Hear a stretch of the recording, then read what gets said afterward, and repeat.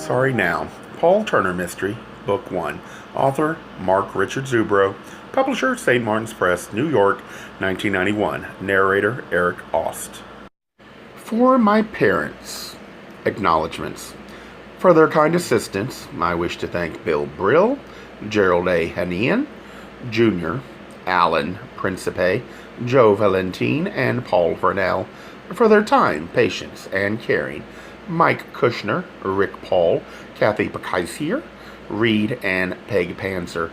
I wish to especially thank the Chicago Police Department and its men and women for their help in so many aspects of this book. Chapter 1. Paul Turner padded downstairs to his son Jeff's bedroom. Sunlight and bird calls streamed in through the open window. The gauze curtains brushed against his hips as he stepped over his son's crutches. He paused, as he always did, for a brief moment to watch his son sleep. He noted the rise and fall of the thin chest, let his eyes rove over the shaggy hair. Neither Jeff nor his brother Brian believed in haircuts. Even shampooing their hair when they were little had been a major battle. He checked the leg braces on the floor and then ran his eyes over the catheterization equipment on the nightstand. Everything in place? Jeff stirred and turned on his stomach, the covers slipping down to reveal the years-old scar on his back. Paul called Jeff's name and touched his shoulder. Only another week of school before Jeff could sleep late. Paul shook the shoulder gently. Jeff's ability to sleep through even the worst noises still astounded his father. Jeff opened an eye and his dad left. Hearing the shower start on the second floor, he knew Brian was up. Paul returned upstairs to his own room to finish dressing and continue his morning routine.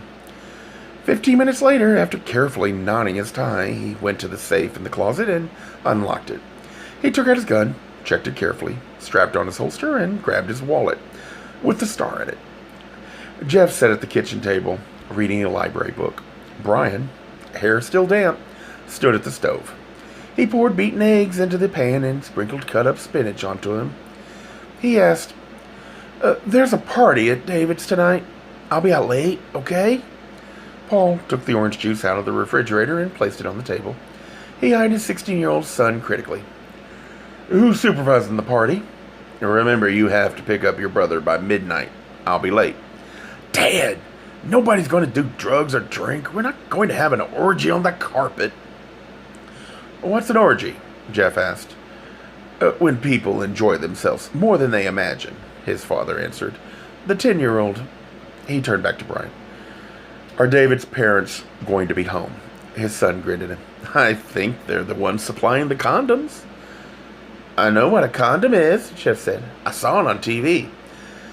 As long as your brother knows is what's important, Paul said. Paul squeezed behind Jeff's chair to get to the drawer with the utensils. He found the silverware, placed it on the table, and grabbed a coffee cup. The kitchen sat at the back of the house with a window overlooking the cluttered back porch and small urban backyard. Brian's voice squeaked as he began to speak. I promised to clean the basement and the attic the first day of vacation. You have to clean them anyway. You usually don't resort to bribery until after you've whined for 10 minutes. You in a rush? My wine quotient got used up talking to Coach yesterday. He expects us to do a full workout in this heat, besides a regular practice. Just remember to drink lots of fluids, and you should be okay, Turner said. Paul and his sons ate breakfast together every weekday.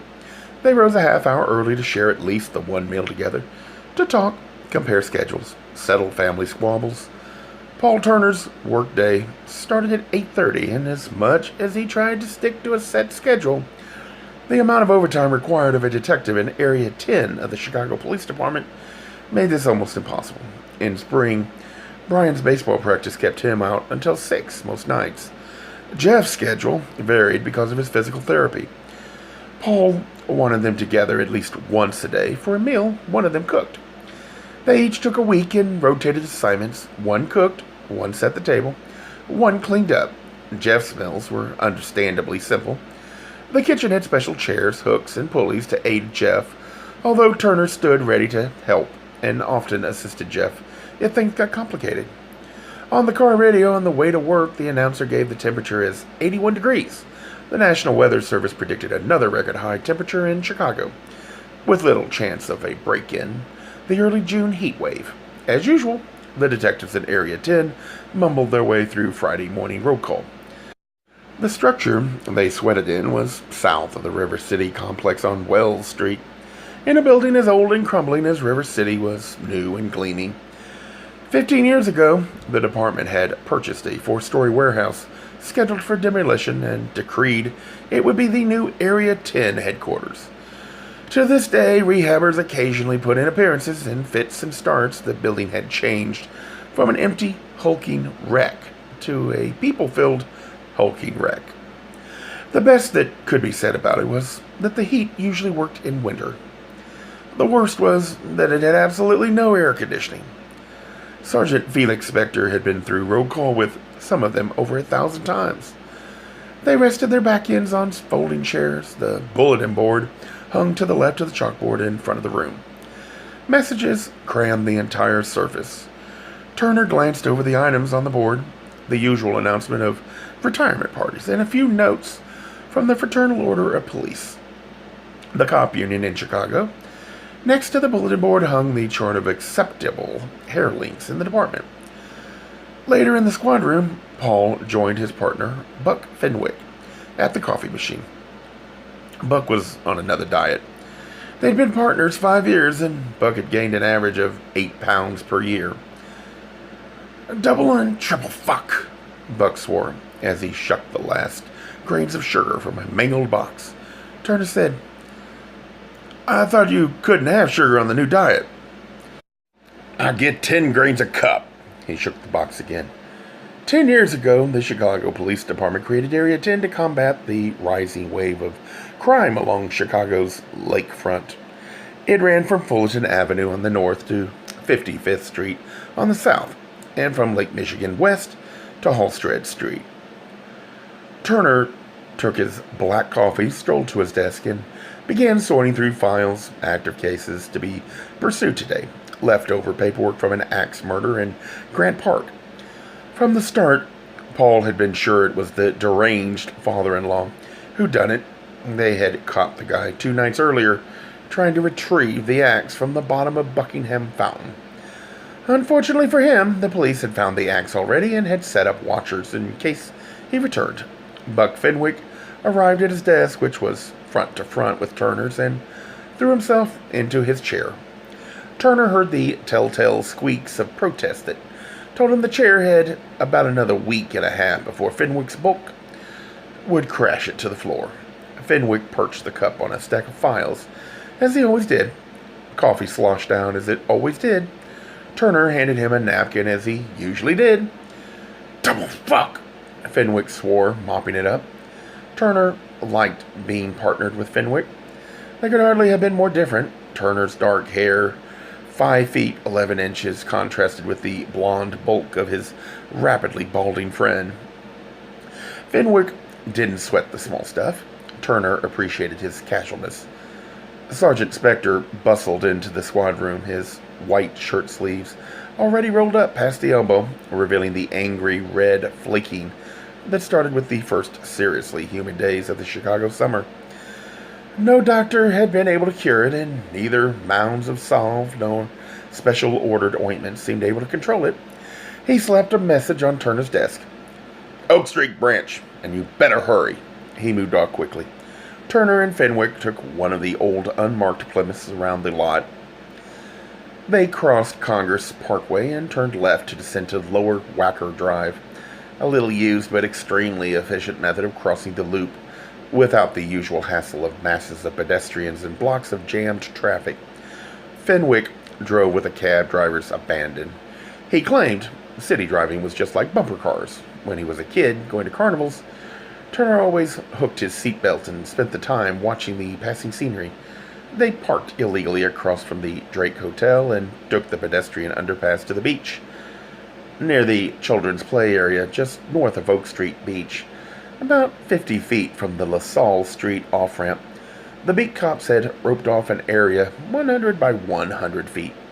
Joggers slowed to crane their necks at the mob of cops trudging around in the sand next to the jungle bars. As he plodded through the sand, Turner observed a tall blond man who looked to be in his mid-60s, sitting on a park bench. The man let tears stream from his eyes, making no attempt to staunch the flow. He occasionally wiped at his upper lip with the back of his hand. A beat cop named Mike Sanchez met Turner in Fenwick halfway across the sand. Turner knew Sanchez and liked him. Recently, Sanchez had taken the detective test, and Turner asked him if he'd gotten the results. He got a shrug and a no, Sanchez explained.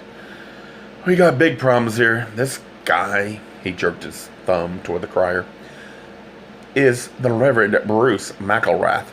He hardly needed to say more. Not only did McElrath have a national reputation, but his distinguished face had been plastered all over every TV station in the Chicago area for the past 3 weeks. He was on a campaign fundraising and religious tour, gathering money from and speaking to the faithful. He just finished his first term as senator from California and was in the middle of a brutal campaign to get himself reelected. Prior to his election, his fame had rested securely on a far-flung spiritual and financial empire. His critics scoffed at the missions he funded for the homeless in every major city in the country, saying they were only for show. The voters in the state of California had elected him senator in a freak three-way race. The Republican and Democratic candidates had split the middle of the road and minority votes almost evenly. The far right had spent $30 million in the most expensive senatorial campaign ever. The Reverend, as an independent, had won by slightly less than 2,000 votes out of 11 million cast. Turner had read a couple of McElrath's speeches and followed his career, as had most Americans. He didn't like him. As a rookie cop, Turner had learned to put his emotions on cruise control during an investigation. He lost his temper a few times after becoming detective. The last time was when he'd gone after a drug dealer who'd murdered an entire family. Father, mother, and 3 kids, all under the age of 5. Because the father was behind in his payments. His temper outburst had caused the dealers to have an unfortunate encounter with a brick wall.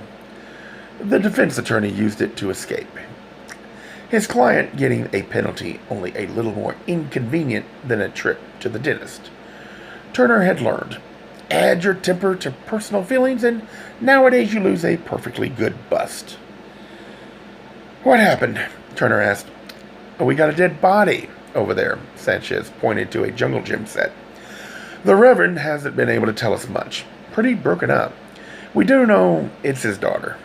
As the 3 of them stepped toward the children's play area, Sanchez said, "We got a visit from one of the people in the mayor's office. This is going to get political."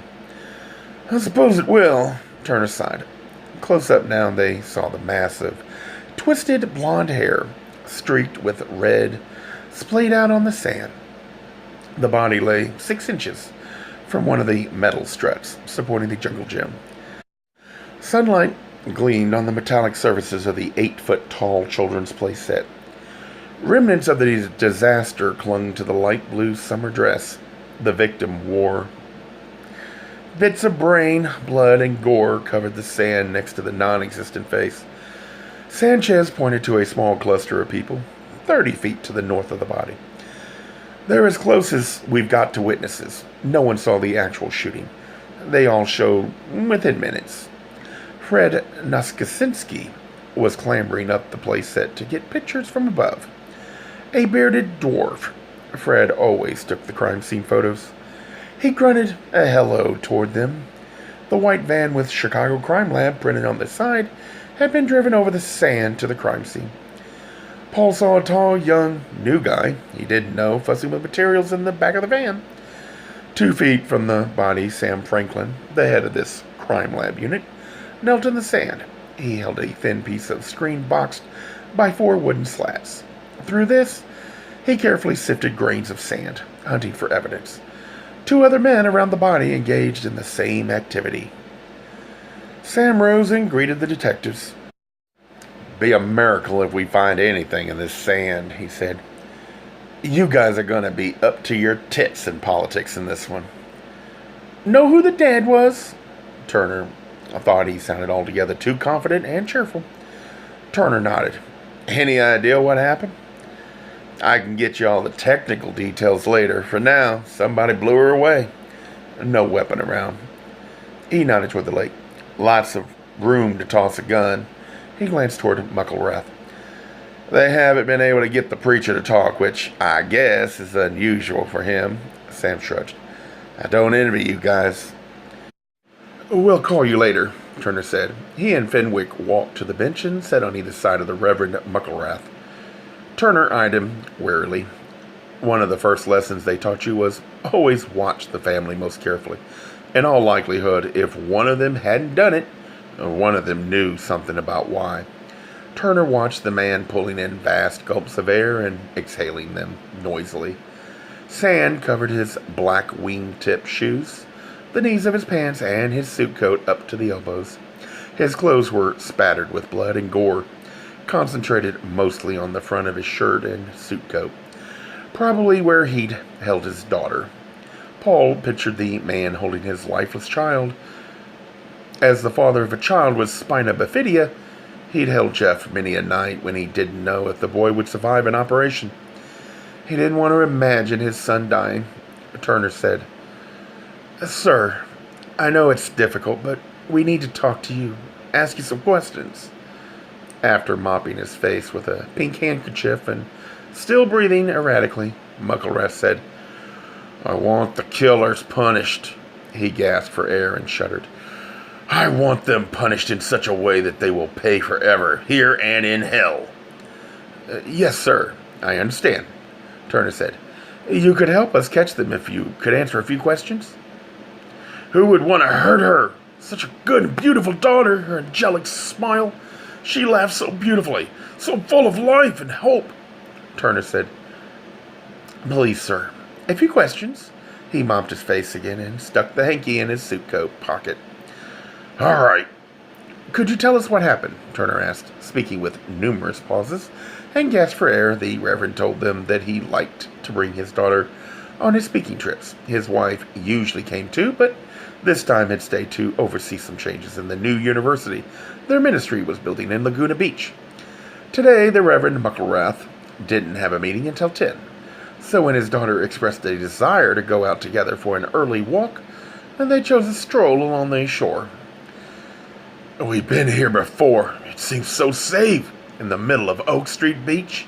All the people going by on Lakeshore Drive. A few tears escaped his eyes. Paul thought they were real, but he discovered over the years that some killers were often completely overcome with grief after they'd murdered. The Reverend continued. She was so happy, so content. We talked about her new role in the upcoming campaign. She'd finished her sophomore year in college and wanted to spend the summer helping me. She had plans and dreams, real ideals to help out. A father couldn't expect more from a child. As he finished the sentence, he broke down sobbing. The cops waited patiently. Turner noted that the bench sat in a grassy area about 10 feet from the jungle gym and about 30 feet from the shore. The leaves of a few trees lit in the dappled sunlight on what should have been a peaceful patch of quiet earth. None of the bathers who would cram the beach by noon were around to see horror on this beautiful morning. The Reverend resumed. She's been my joy since she was born. He used his sleeve to wipe the tears on his face. Turner understood. He'd almost lost Jeff several times when the boy was small. He knew the fear and sorrow. Finally, Mucklewrath started again by saying that he hadn't observed many people on the nearly deserted beach. The three men had come up from behind them, so he hadn't seen or heard them. Two of them grabbed me. One gripped me around the neck. I tried to struggle. He tightened his arm. I nearly passed out. Another one held a knife to Christina's throat while grabbing her from behind. I thought they meant to rob us. Then one of the men holding me pulled out a gun. He swung it. He paused and gasped for breath, then continued. He swung it toward Christina. She couldn't see the gun from the way the evil piece of filth held her. Then I saw. His voice fell to a whisper. I'll never forget it. Turner expected an emotional crack, but The Reverend talked in almost as if he were in a trance. The one holding me said, "This is your last look at happiness." The other raised the gun, aimed the silencer, muffled the noise. "The bullet." He stopped for several moments. I struggled mightily. I tried to cry out. The one holding me squeezed my throat tight enough so that I passed out. The last thing I remember him saying is, sorry now, aren't you?" They left enough life in me so I could come back to this horror. "We're sorry for your loss," Turner said. The man nodded. Turner and Fenwick waited for him to regain control. Finally, Fenwick asked, "You're sure he said, 'Sorry now, aren't you?'" "Yes." "Why would he say that?" "I don't know." "Can you tell us more about your attackers?" Fenwick asked. The Reverend looked at Fenwick through bleary eyes. "It all happened so quickly," he said. "Were they white, black, Hispanic?" Turner asked. "White, I think. They had masks on. It was hard to tell much about them." "Do you remember anything about what they wore? Jogging outfits or dress clothes?" "They wore street clothes. I think one wore dress pants, the others jeans. I think they had on a sport coat, dark colored. I don't remember." "Shoes?" "I didn't notice. Most of the time I was looking at Christina and talking or listening to her." "Even the smallest thing?" Turner prompted. "Maybe the color of hair?" Mucklewrath thought a minute. "No, sorry. I didn't pay attention." Turner knew the answer to the next question, but he knew he had to ask it anyway. "Reverend, do you have any enemies?" Bruce Mucklewrath's answer to such a question could have filled a Chicago telephone book. White and yellow pages combined. Time magazine had done a cover story about the death threats that became a central theme of the Reverend's California campaign.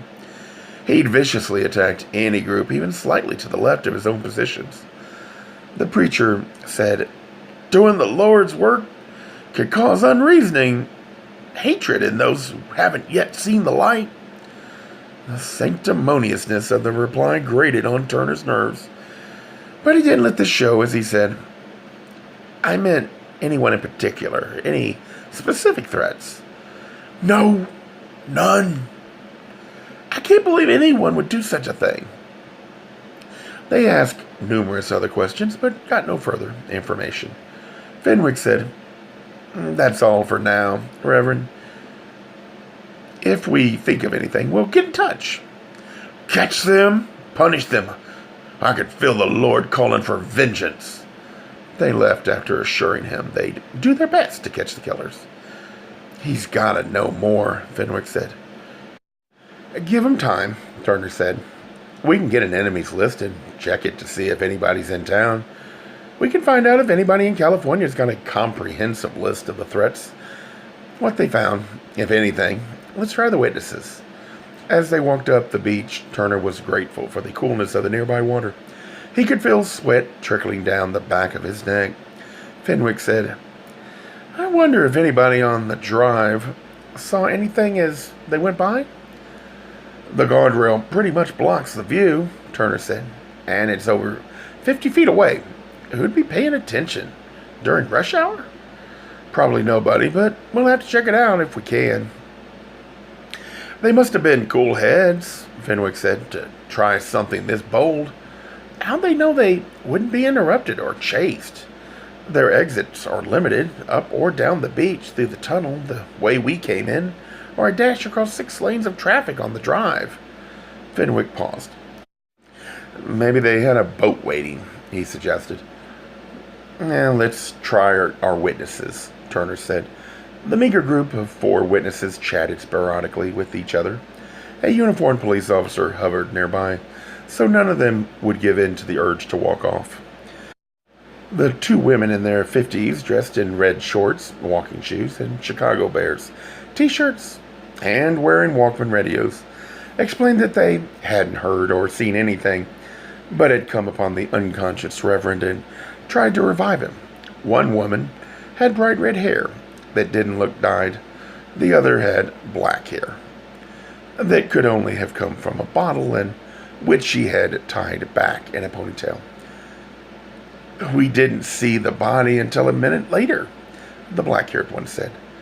"The sand kind of hit her," said the red-haired one. "We were shocked. I never want to see such a thing again," the first woman said. "Which way did you come from?" Turner asked. "Lake Point Towers," said the redhead. They hadn't passed anyone on their walk up from the south. Neither had approached the body. They hadn't seen any boats in the water. After a few more questions, which elicited no further facts, Turner and Fenwick moved on to a young jogger who couldn't have been much more over 18. His blue and white Chicago Cubs t-shirt still clung to his torso, and wet patches. His gauzy jogging shorts fit snugly around his ass and crotch. Paul doubted he wore a jockstrap, but thought he probably should have. The boy's name was Frank Balacci. "I was jogging down from Fullerton. I saw the woman, and then I spotted something near the kids' play area. I walked up to the body." His face turned pale, as it must have done at the time. "I didn't get close, but near enough. I tossed my cookies into the lake. I left the body and came to help the woman here. Then I ran to call the cops."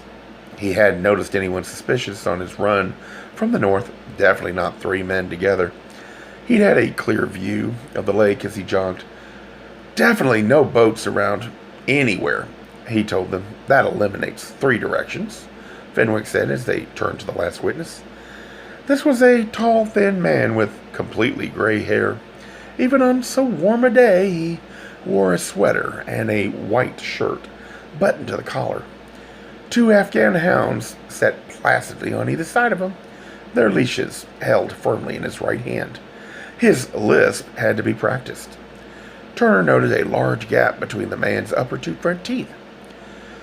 "I'm a retired architect," he explained. "I walk along here every morning at precisely this time. Look at the skyline behind you. I had a hand in designing a significant number of the buildings you are looking at. I own small portions of many of them." His name was Alexander Polk, and he'd seen something. "I'd just emerged from the underpass by Oak Street. When these men walked past me, I knew something was furtive about them. They moved too fast to be out for a pleasant stroll. They weren't dressed for jogging, and they weren't any of the regulars down here. Very suspicious." He'd paid them little heed after that. Polk could only tell the police he thought they all had dark hair and were white. He couldn't remember the color of their clothes and hadn't stopped to watch where they went. He hadn't seen any others. Polk had then proceeded up the beach and come upon the scene as described by the others. None of the witnesses had seen anything else. The beach, sparsely traveled at this hour on a weekday, didn't lend itself to eyewitnesses. That was probably why the killers used this time to strike. After taking down the witnesses' addresses, Turner and Fenwick told them they could go. Fenwick looked at the high-rises that lined Lakeshore Drive. He sighed despondently. "Maybe someone up there saw something. We'll need to get some help canvassing all those places," Turner said. The case sergeant, who rarely showed up at a crime scene, approached them. From across the sand, prominent people drew official concern. The way shit draws flies. Turner treated each case the same, or as nearly as he could. He figured they were all crimes to be solved. It shouldn't matter who was involved, whom he liked or disliked. He had a job to do. The sergeant looked concerned. This was the face he used when out in public, where a reporter or a civilian might see him. He delayed their investigation with exhortations to work hard, cover all bases, interview everybody. With this rush of interest, Turner got him to commit an extra 4 people from the canvas of the high races. The crowd on the beach had been reduced to a few of the desperate or bored, hoping for some kind of excitement. By this time, the pictures had been taken. The schematic drawing of the scene had been made. The fingerprints on the jungle gym had been lifted. A team of men working in large roped-off squares of beach carefully sifted through the sand, hunting for any kind of evidence that might lead to the identity of the killers. They would be doing it for a 50-foot radius around the scene. Turner didn't think they'd find much. Turner tapped his pen on his standard issue blue notebook he'd set in clean paper this morning. Before he left, seeing 8 people grouped around the Reverend Mucklewrath, he nudged Fenwick and they strolled over. The Reverend stared fixedly at where police personnel worked around his daughter's body. As they neared the group, Fenwick said, "This had to be extremely well planned, or these guys were really lucky. A jogger, a casual stroller, anybody could have come along and seen everything. Or the good Reverend is making the whole story up." "I thought about that," Turner said. "We'll have to see, although our last witness confirms the 3 suspicious characters." When they got within 10 feet of Mucklewrath, a tall man in a dark gray suit and tie left the crowd and walked to them. "I'm Dr. Hiram Johnson, the spokesperson for the Reverend Mucklewrath. If you need to know anything, I'll be able to help you." Fenwick said, "We'll need to talk to all the people staying with the Mucklewrath party." Dr. Johnson patted the front of his buttoned suit coat. "It is much more normal for me to deal with the public and any questions." Turner eyed the man's bald head, which gleamed in the bright June sunlight. Johnson looked totally comfortable in his suit.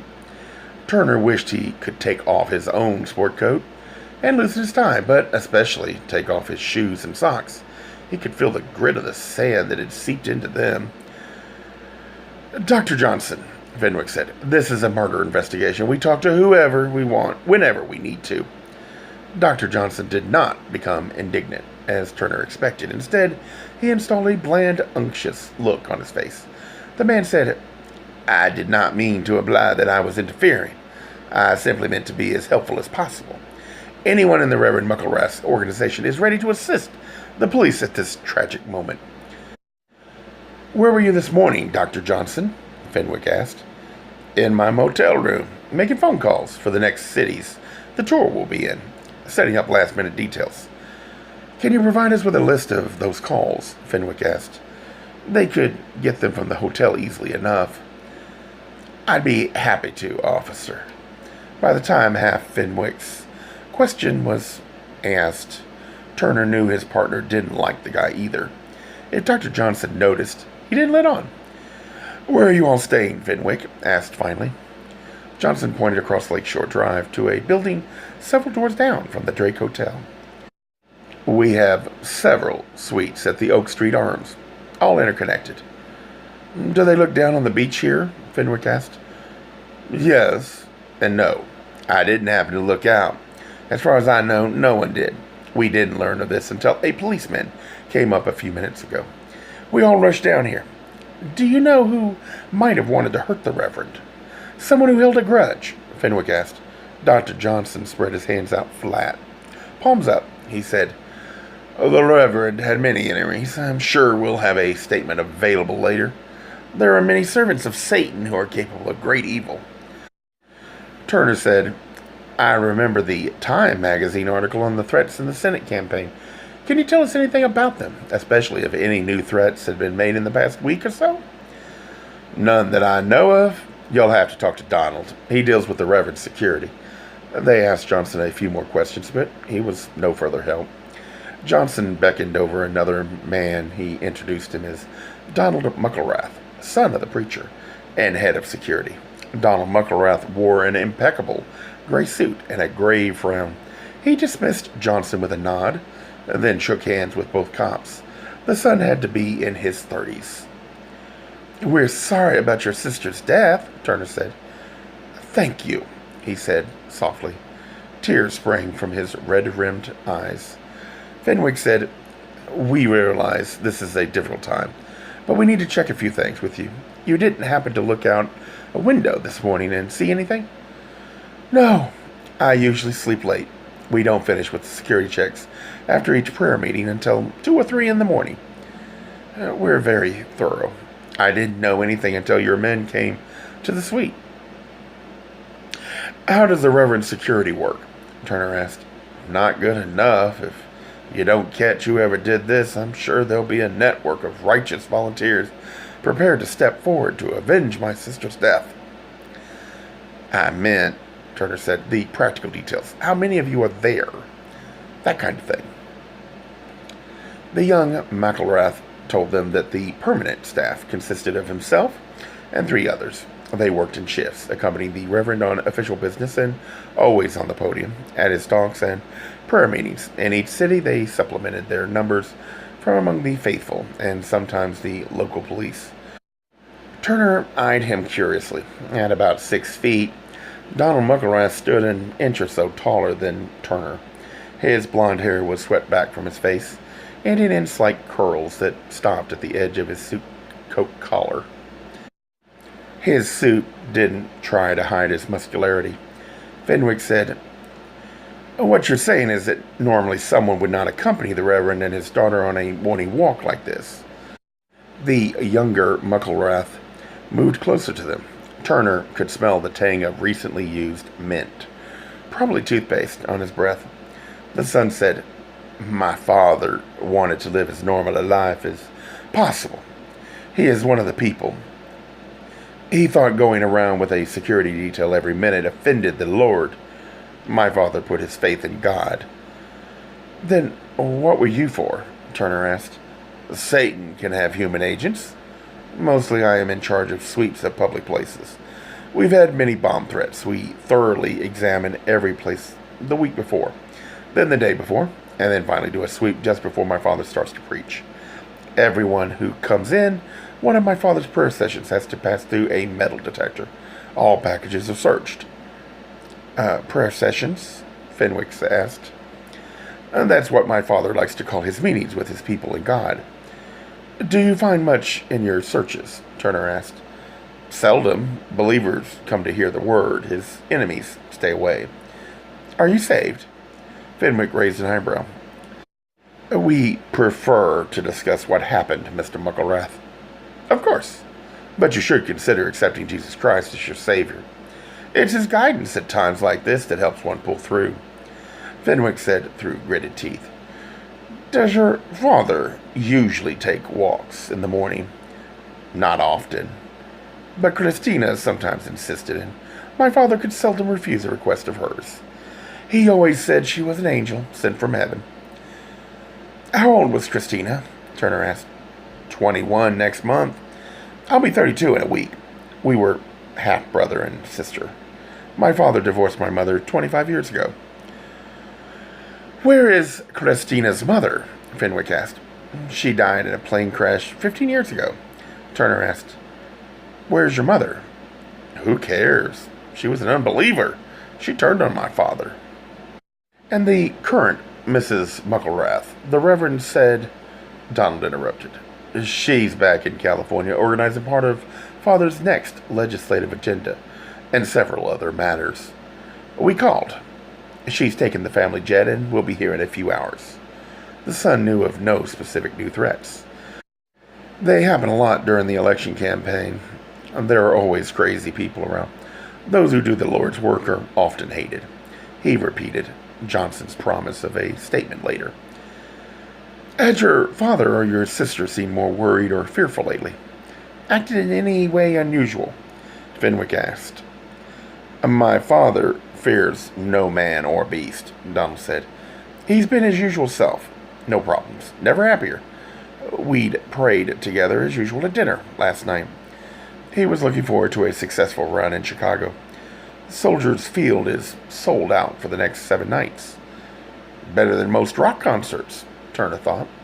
McElrath continued, "My sister has been in the best of spirits." "Will the Reverend still go on tonight?" Turner asked.